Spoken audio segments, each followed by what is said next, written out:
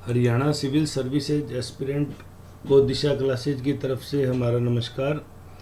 जैसा कि आपसे बार बार कमेंट सेक्शन में पूछा गया था कि आप किस रूप में पढ़ना चाहेंगे, मैक्सिमम स्टूडेंट का जो रिप्लाई आया, जो कांटेक्ट हुआ, वो सब कह रहे हैं सर पढ़ हम लेंगे, आप क्वेश्चन आंसर फॉर्मेट में करवा दीजिए, साथ के साथ हमारा नॉलेज भी क्रॉस चेक हो जाएगा भाई हमने सही से पढ़ा या नहीं पढ़ा। उसी रेफरेंस में ये पहला वीडियो है, ये हमारा फर्स्ट वीडियो है। इसमें हम आपको 10 से 11 सवाल daily economic survey, Haryana GK से संबंधित सवाल और अदर भी सब्जेक्ट के सवाल पूछेंगे, जिनके आंसर आपको कमेंट सेक्शन में देने हैं। इसका जो नेक्स्ट पार्ट आएगा वीडियो में, उसमें हम इसको सोल्व करवाएंगे, तब आप अपने क्रॉस आंसर भी टैली कर लेंगे। साथ में आपको नए 10 से 15 सवाल डेली मिल जाया करेंगे। तो आप जो पढ़ रहे हैं, तो ये इकोनॉमिक सर्वे से हमने स्टार्ट किया है।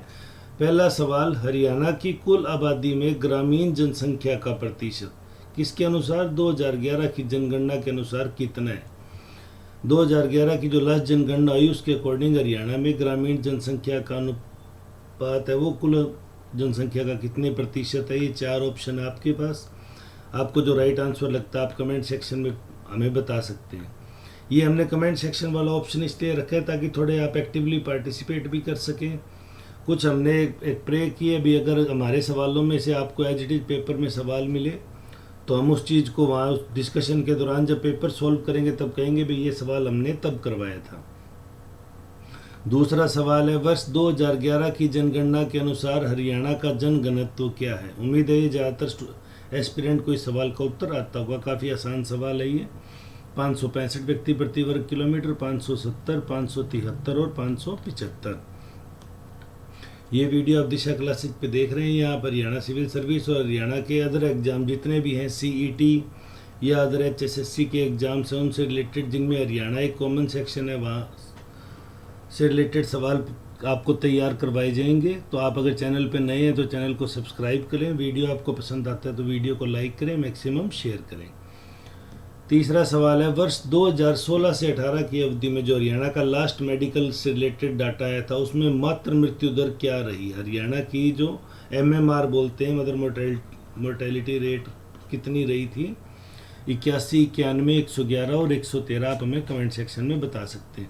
हरियाणा के भूमि उपयोग में निवल बोया गया क्षेत्र का एक बार से अधिक बोया गया क्षेत्र कितने % है। मतलब जो कुल क्षेत्रफल बोया गया और एक बार से अधिक, एक से अधिक क्रॉप ली, उन दोनों में वो कितने % है। देश का अलग है, हरियाणा का अलग है। यहाँ हमने आपसे हरियाणा का पूछा है। 75.35, 80.35, 85.35 और 95.35।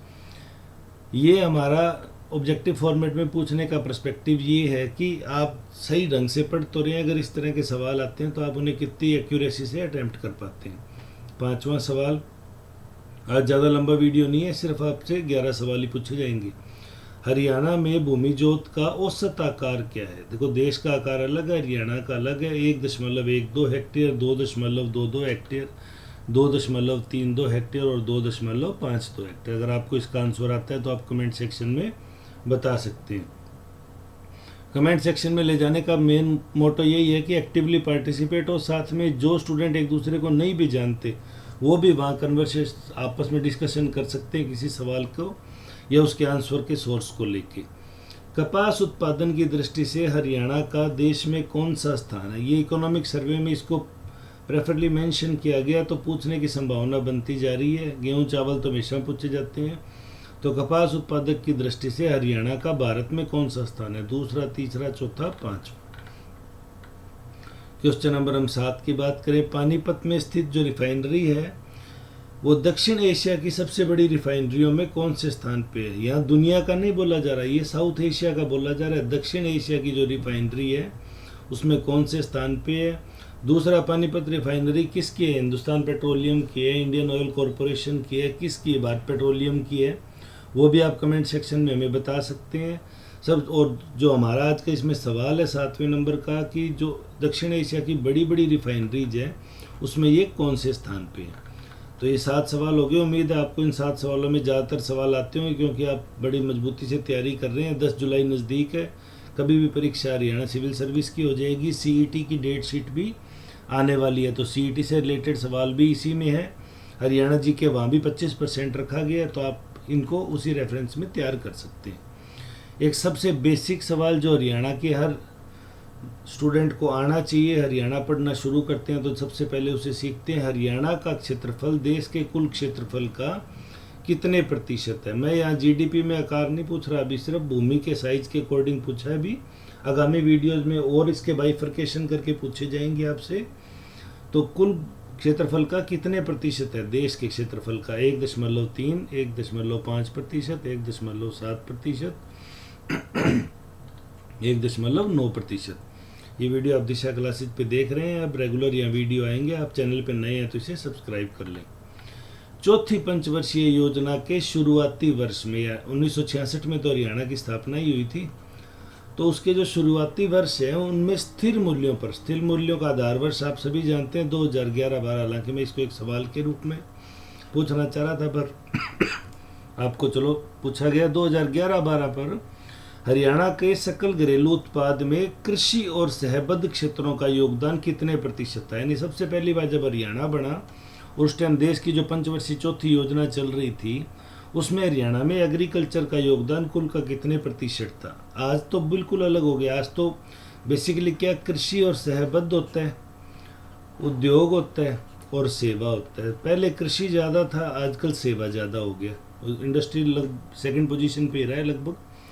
तो कृषि का उस टाइम योगदान यानी 2011-12 की स्थिर कीमतों पर 1966 में जब स्थापना बनी और चौथी पंचवर्षीय योजना शुरू हुई, हरियाणा के शुरुआती 2-3 साल चल रहे थे, तो कितने प्रतिशत है?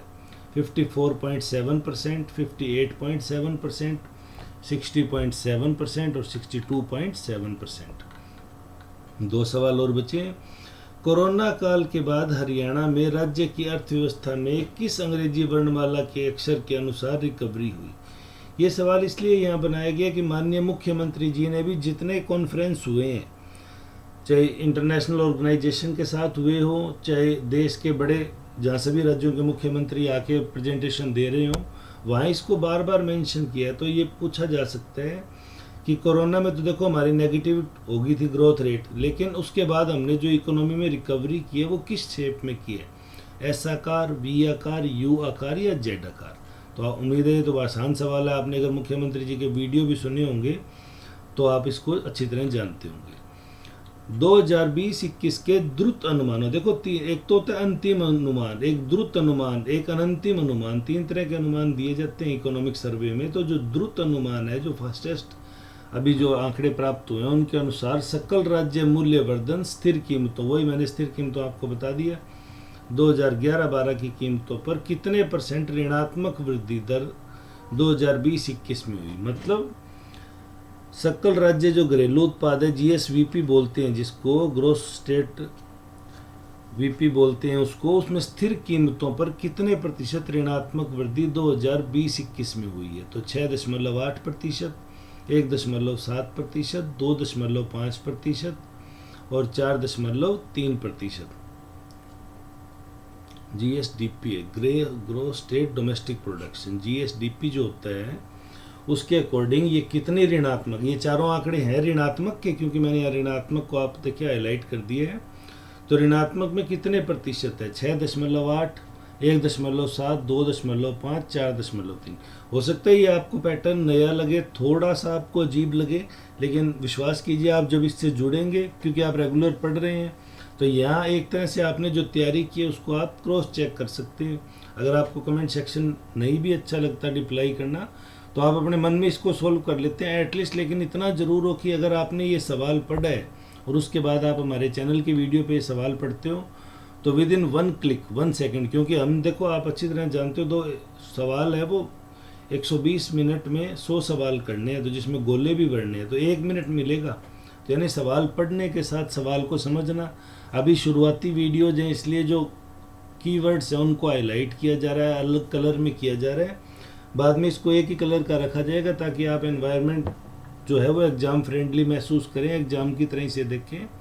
शुरुआत में जुड़ने के लिए, थोड़ा आपकी तैयारी को बूस्ट करने के लिए कीवर्ड्स को भी हाईलाइट किया जा रहा है। तो इससे आप 1 मिनट में एक सवाल अगर कर लेते हैं, ये 11 सवाल करने में अगर आपने 5-7 मिनट लिए हैं तो दैट मीन्स आपकी तैयारी अच्छी है। अब दूसरी बात आती है एक्यूरेसी की। आपने तो कितने सवालों के तुक्के मारे, सबसे बड़ी बात, क्योंकि आपको आने चाहिए थे सारे, फिर भी नहीं आने पे आपने तुक्के मारे। तुक्के मारने पे आपके तुक्के की प्रोबेबिलिटी क्या रही है, कितने % सही हुए, कितने % गलत हुए। अब अगर कोई बच्चा चाहे कि इसके आंसर कहाँ मिलेंगे, तो जो अभी हम नेक्स्ट वीडियो डालेंगे जिसमें 12 से लेके फिर अगले सवाल होंगे, 12 से 20 हो या 12 से 21 जो भी होंगे, उसके साथ ही इन 11 सवालों को फटाफट एक्सप्लेन भी किया दिया जाएगा 2 से 3 मिनट की अवधि में। तो अगर आप चैनल पर नए हैं तो चैनल को सब्सक्राइब जरूर कर लें, बेल आइकन जरूर दबाएं ताकि वीडियो के अपलोड होने के साथ साथ आपको नोटिफिकेशन मिल जाए और आप इसकी तैयारी कर सकें। उसके अलावा भी अगर आपके कोई सुझाव है तो आप कमेंट सेक्शन में पूछ सकते हो। ये सभी PDF स्टूडेंट के लिए फ्री ऑफ कॉस्ट है। ये हमारा टेलीग्राम चैनल है दिशा क्लासेज। अगर आपको नहीं मिलता तो आप मुझे कमेंट सेक्शन में पूछ सकते हैं, मैं वहाँ भी आपको लिंक दे दूँगा। तो दिशा क्लासेज पे जाके, बाकी डिस्क्रिप्शन के अंदर भी दिशा क्लासेज को हाईलाइट कर रखा है, आप दिशा क्लासेज से इसको डाउनलोड कर सकते हैं और साथ में अपने फ्यूचर में रिवीजन के लिए भी इसको काम में ले सकते हैं। तो आज तो ये पहला वीडियो था इसलिए थोड़ा सा टाइम कंज्यूमिंग लगा होगा आपको। फटाफट सबसे पहले 10 सवाल नए, उनके आंसर का वेट करेंगे कमेंट सेक्शन में। उसके बाद जो पिछले 10 सवाल थे उनके आंसर आपको बताए जाएंगे, साथ में 1-2 जो एडिशनल बातें, क्योंकि देखो HCS में चीज़ें अटैच करके भी पूछ ली जाती हैं, तो वो रेफरेंस में उस तरीके से तैयारी करते हुए आपको वो बातें भी बताई जाएगी। तो उम्मीद है आपको वीडियो पसंद आया होगा। अगर आपको वीडियो पसंद आया तो वीडियो को लाइक करें, अपने दोस्त जो तैयारी कर रहे हैं, जो इससे जुड़े हुए, उन्हें मैक्सिमम शेयर करें ताकि वो भी तैयारी करके अपना नॉलेज चेक कर सकें। वीडियो के अंत तक देखने के लिए धन्यवाद। आपका दिन शुभ हो।